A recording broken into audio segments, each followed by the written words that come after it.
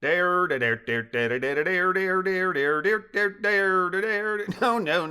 that's wrong.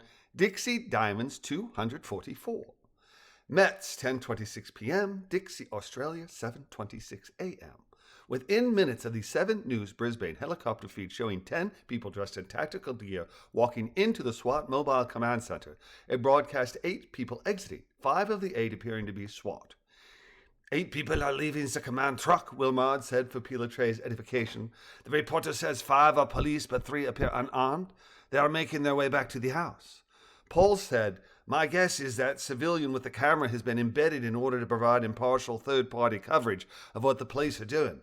Given what we know of Brentsy's resources, both financial and connection-wise, I'd lay odds that in addition to police body cams, the prosecutor insisted on continuous video documentation filmed by an impartial camera operator. Smart.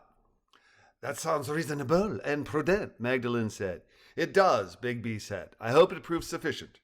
Eddie continued to provide the group access to the 7 News coverage, which returned to a broader aerial view along with a recap of the previous 2 hours of coverage before the regularly scheduled program resumed while the live coverage was moved to the bottom right corner of the screen.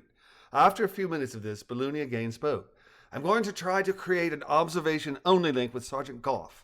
If I can establish a link, I'm hoping I'll learn the name of her superior or one of the cyber experts and then be able to establish a link with one of them so we can have access to what's going on with those computers.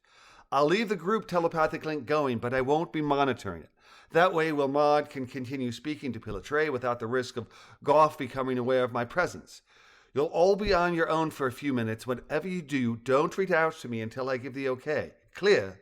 Completely, Eddie said, adding, no calling out to you until you say so. With his attention on the television, Eddie startled as Lizzie walked up to him from behind, wrapped her arms gently around his shoulders, licked his earlobe, and said, Happy New Year, darling. I expected to wake up next to you. Recovering from his surprise, he turned his head towards his bride with the intention of delivering a soulful kiss, but upon seeing her lovely nude form, he said, Oh no, as he squeezed his eyes tightly shut. Recovering immediately, he turned his head away from her and added, Good morning to you, gorgeous girl. I'm afraid you just flashed our Balloony associates, including Pilatray's parents. Why don't you grab a robe and I'll introduce everyone?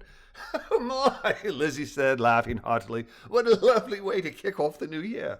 I managed to flash halfway around the world on 2 continents. I'll be right back, she added, laughing once again as she ruffled Eddie's hair, then escaped to the bedroom.